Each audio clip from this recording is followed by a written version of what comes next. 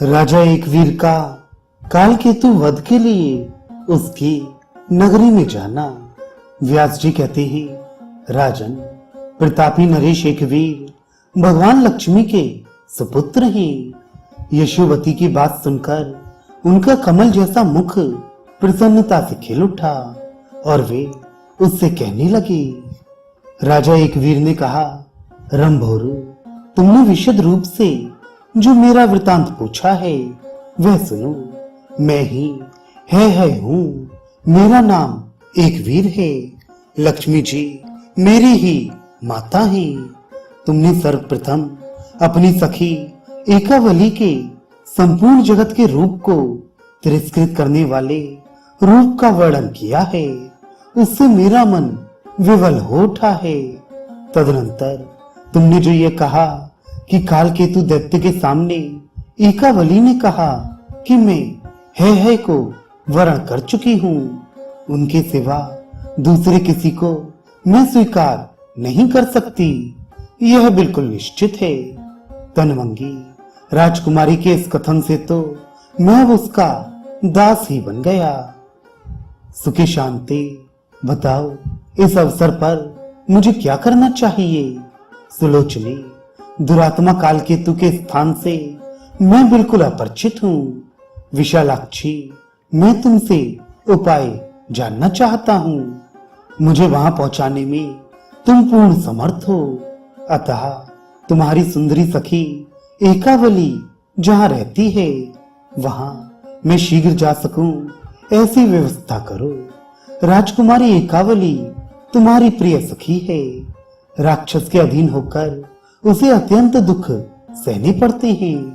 तुम निश्चय समझो कि मैं अभी उस राक्षस को मारकर उसे छुड़ा लाऊंगा।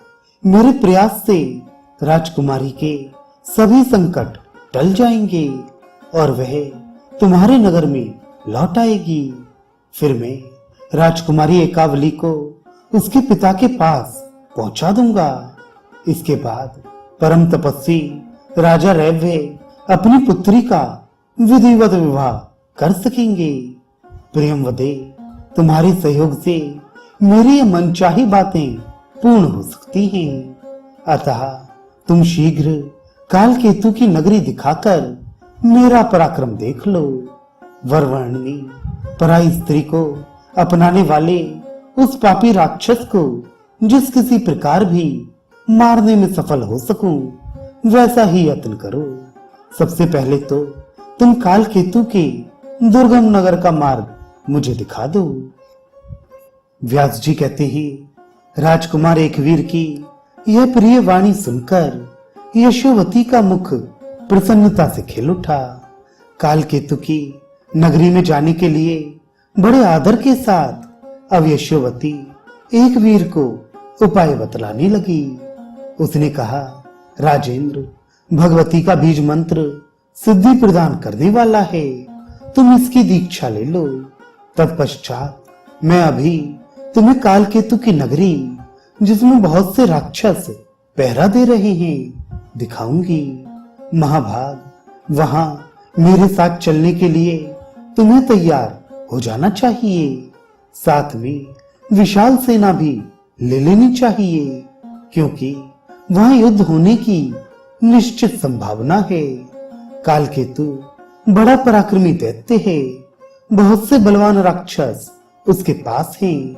अतः मंत्र का अभ्यास करके ही तुम मेरे साथ चलो। मैं पापी काल केतु की नगरी का मार्ग दिखाने की पूरी चेष्टा करूंगी।